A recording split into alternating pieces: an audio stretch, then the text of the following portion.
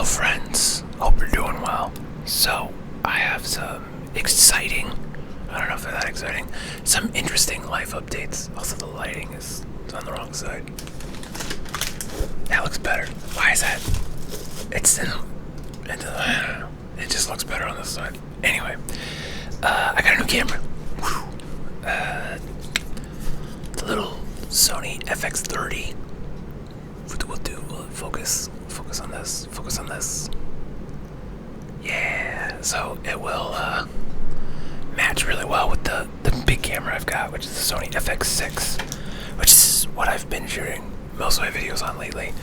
I found that if there's barriers to me making videos, I won't make them. And so when this camera has to go work, it comes off this desk and goes into a case and goes out of I almost said hotel, out of the apartment, and it goes and it works, and it comes back, and I'm tired. I don't want to take it out and set it back up, even though setting it up takes like a minute. And sometimes this guy still goes out to work. This is the Sony FS7, which is, I think, by volume what I've shot most of my videos on. Because this camera now is 11 years old. I got it in 2014. Still not bad image quality, but it would sometimes be my B camera, so it would go to work. But now this will be the B camera, and so this camera will still do most of the work. This camera will maybe be the backup that sits here, or I might just pretend like I don't have this anymore for client purposes, and then this can just live here, and I go back to using this big guy, because I did kind of like the way it looked, image-wise, but it doesn't have autofocus. I could get another lens for it that would give it autofocus, so I might do that. And then this guy needs to get a lens too, because right now I only have two lenses, and they're both kind of earmarked for this guy.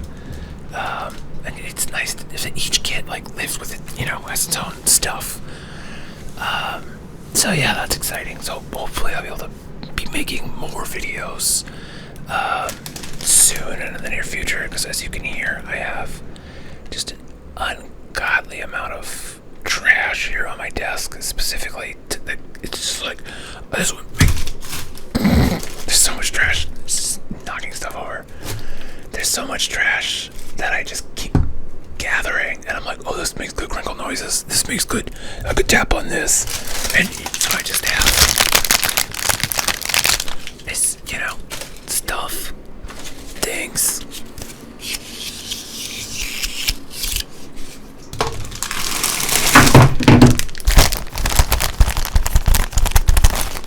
I have too much of it. It's not this high, but it's like this high. It's pretty bad. But I want to get back making some no talking videos. Which most of those I've been posting on the white noise channel that I have, which I think I have a link in the description. If not, well, find it. You'll just know it when you see it. But yeah, so there's that, and that's kind of fun and exciting. Also, in other fun and exciting news, I discovered that I love cottage cheese. Cottage cheese is the most delicious thing, and I don't know why I haven't tried it up until now. I'm 38 years old. Still bumping into mics though. 38 years old. For the first time this week, I tried cottage cheese, and I was like, this is amazing. And because I always, for some reason in my head, I was like, cottage cheese is disgusting. But then I kept saw there's this one influencer guy that I really like. His name's Liam. He makes a lot of like nutrition videos where he'll like show other influencer videos and then talk about how stupid it is.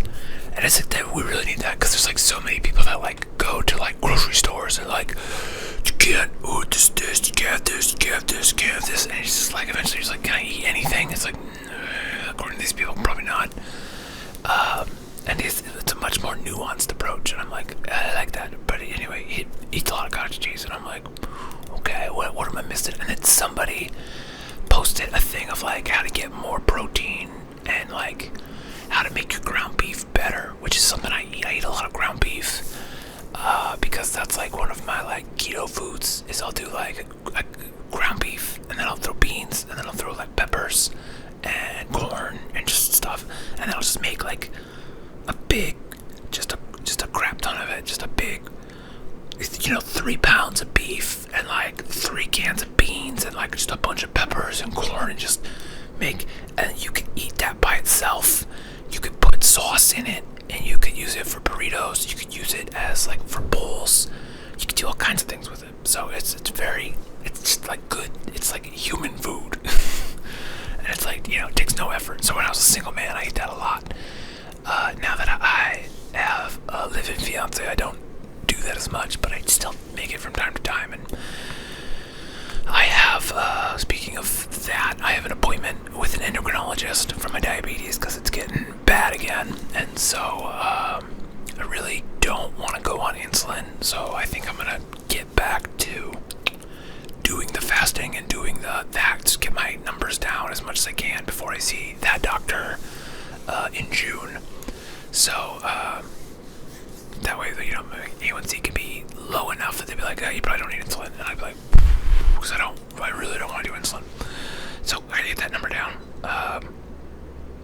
which basically just means I need to eat less, move more, and definitely get my blood sugar down. So that's really how you do it. You eat less and you move more. So gonna try to do that. Gonna try to be a little more like, but we'll see what happens with all of that.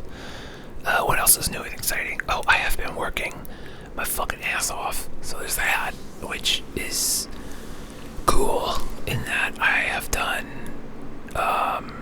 let's see, I think today was shoot number 71 for the year, and we're only like 120 days into the year, so that is like a shoot more than every other day for the whole year so far, which is insane. It used to be like 3 days per week would be like a busy week, and so it's just like there's a lot of shoots, and it's good because I'm making a bunch of money. It's bad because you do the work and then you don't get paid for like a month. So there's not an instant dopamine.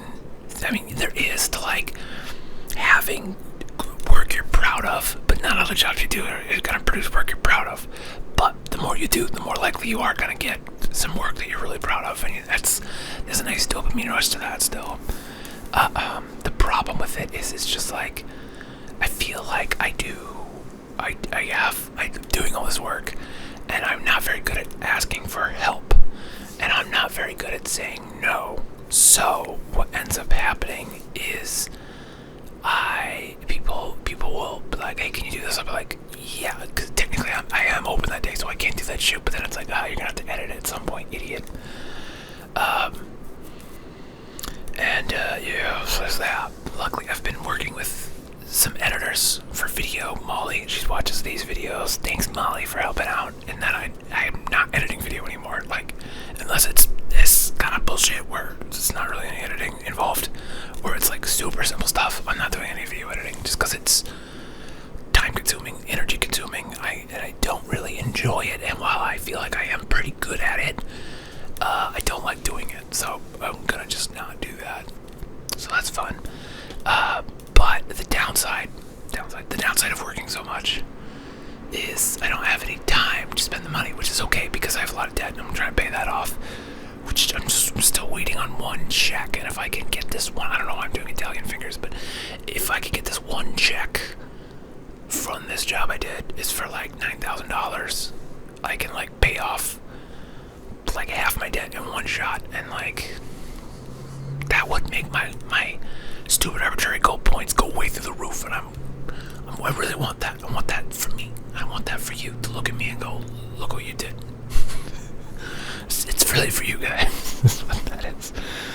But also, I'm bad at asking for help, and so what happens is I'll just take on stuff, and I feel like a lot of times it's just easier for me to do it, is how I feel. I'm not good at delegating, and I'm not good at like trusting other people, and I'm not good at like letting other people fail and learn how to do things. So I'm very much much of like, just let me do it, which is it's not great. You don't want to be that person, because it might be fine for a bit, but then it's like when you get into the overwhelming times, it becomes not fine, and you need help, and you need other people to help you with stuff, and it becomes very hard for you to ask for help or know where to get help. And so I feel like things that aren't normally a big problem for me, and like one of those things is like lately with the relationship, is I feel like I am doing a lot of the like domestic work, as far as like if dinner happens, it's because I cooked it, or I went out and bought it, and I went and decided where to go. And if we go on a date, it's because I planned it. And if the cleaning happens, like more often than not, but to be fair, I also make most of the mess. But if the cleaning happens, I'm the only one doing it, and it's just like exhausting to just feel, I feel like I am, and I'm also paying most of the bills because I make much more money. And it's like, well, that makes sense, but also it's just like the equity isn't there. And yes, I'm a white guy with shitloads of privilege, and it's like, okay, well, that's so, and it's fine most of the time, because I'm a white guy with shitloads of privilege, and I have this job where I work 2 or 3 days a week, and that pays all the bills, and I make a pretty good salary, and that's great. But now I'm working like 5 days a week, sometimes doing 2 or 3 shoots in a day, and I come home and I'm exhausted, and I feel like no one has done anything to make me feel special. And so it's like, well, as a man, you kind of just like, you're just like, like, well, why should you get to feel special? You're the man. Like, shut up and go fucking work. And you're like, okay, cool. So I don't know, and I don't know how to bring that up into the, I don't know how to again, I don't know how to ask for help, and how to be like, this is what I need specifically. And at the same time, I feel like I have hinted at these things, and and so I don't know if I need to just be more like, yeah. So I don't know what to do there. That's that problem. And but I have been looking for a therapist. But the problem is, like, therapy is such a high bar. Not a high bar. It's not a high bar. There's a lot of obstacles to it. And a case in point, if I can't even make videos because my camera's in a case, it's sometimes in my car down 3 flights of steps, and like that prevents me from doing something I enjoy, like something that I'm not against, like talking and being vulnerable. Obviously, I have a fucking YouTube channel where I just tell the internet about my problems and shit. So it's like, that's not the problem. The problem is I have to find someone, and now this is like a person that I'm gonna engage with in real life. So that's A. B, I gotta give them money. But how much money? I don't know how much it's gonna cost, and how much my insurance will cover, if anything. C, I hear like all these stories. People are like, oh, I had to go through like 6 or 7 therapists before I found the one, and that sounds fucking exhausting.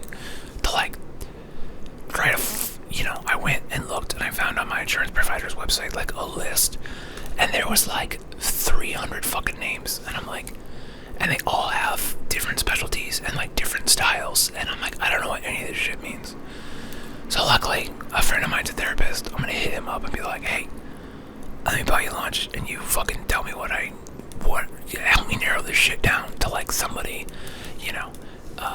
because he mostly does like drug counseling, but he also does some of the other therapies. But I think he would be a good resource to narrow that down.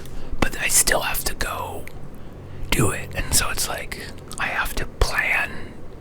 I have to message him, which that's not that hard, but like there's barriers. You send someone a message, and you have to be vulnerable and ask for help, and you're like, that's a barrier. It's like, I think you have to navigate the insurance shit and figure this out, and then you have to like have introductory calls with a bunch of therapists to see like, is this a good fit, or is this person gonna try to tell me that I need Jesus in my life, and like, so yeah. And then the other hard part is like, okay, now how do you schedule all that when you're working 5 days a week, and sometimes you've got 2 shoots, and then when you're not working, you need to come home, and you need to answer emails, you need to send photos, and you need to edit photos, and you gotta do all this shit. And then also, like, the dog he needs to go out, and you're trying to, like, have time for your hobbies, and, like, that's not happening. So yeah, that's how I'm feeling right now. And at the same time, knowing all of this, and you have a wedding coming up that you're doing most of the planning for, and it's like, I don't know how to ask for help with this shit, because I have so many opinions, and I can't trust people to, like, be like, oh, this will be fine, because so many wedding managers are just the shittiest shysters, and that whole industry is gross, and I kind of wish we had just eloped, even though we're having a small wedding, and it's really going to be fun and cool. I still kind of like, we should have just gone to the courthouse and saved all our money for a down payment on a house or something. You know what I'm saying? So that's, yeah, that's, yeah,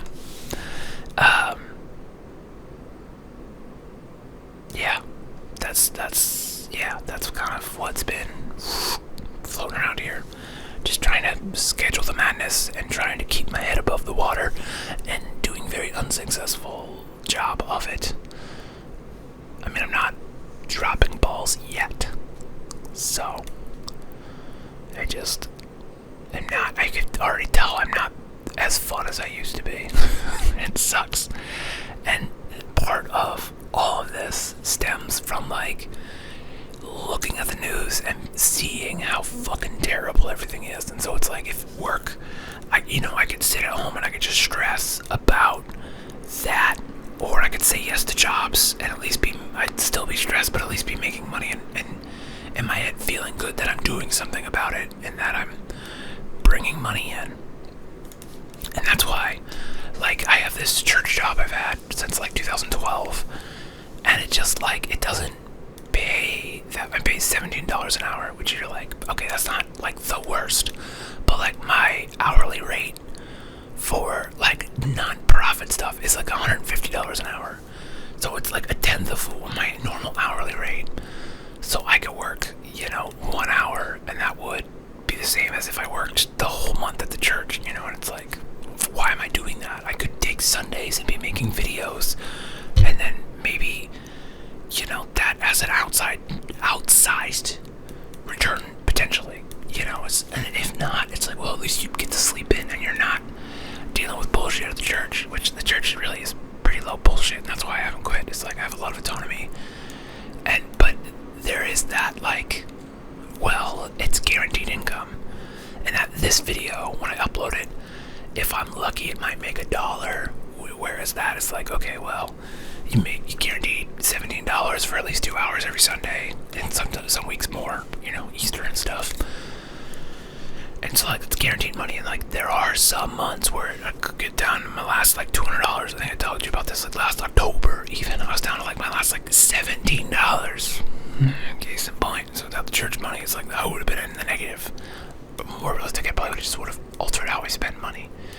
And I know this. I would have just changed how I spend my money.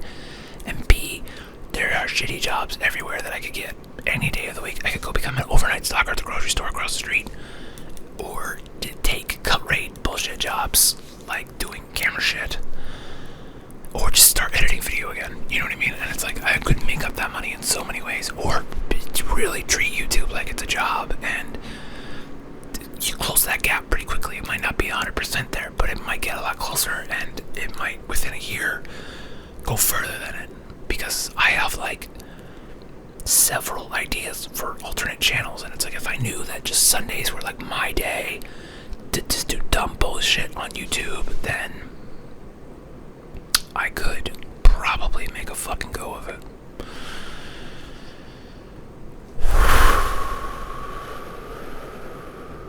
So yeah, that's how things are going right now. A lot of manic, but that's what I got. Anyway, I gotta pack it up because I gotta take the dog out, and then I'm gonna go actually do a hobby. I'm gonna go play some Kill Team, which is like tabletop XCOM, with other humans. Hey, so that's fun. You get to have some social interaction that's outside of work. So I'm looking forward to that. But I hope you're doing well. I hope these times are not insane for you, and I want to get back making videos. I don't know if this me just like trauma dumping at you makes you feel better about the shit going on in your life. Sometimes I watch videos like this, I'm like, that makes me feel a little better. I'm not alone in how shitty things are right now. But yeah, I hope you're doing well. And if not, well, it's not too late to make a spreadsheet of your own, and we're gonna make some stupid arbitrary goals and see where you can fucking take your life with it, you know? It's Italian hands for me. The spreadsheet is, it's gold. I wish I had started it when I was like 15, you know, but I started it when I was like 25, and it's been doing pretty good for me. So I'll recommend you start your own stupid arbitrary goal list, and you can have Italian hands too. I don't know what that accent was. It's not a good one, I can tell you that much. Anyway.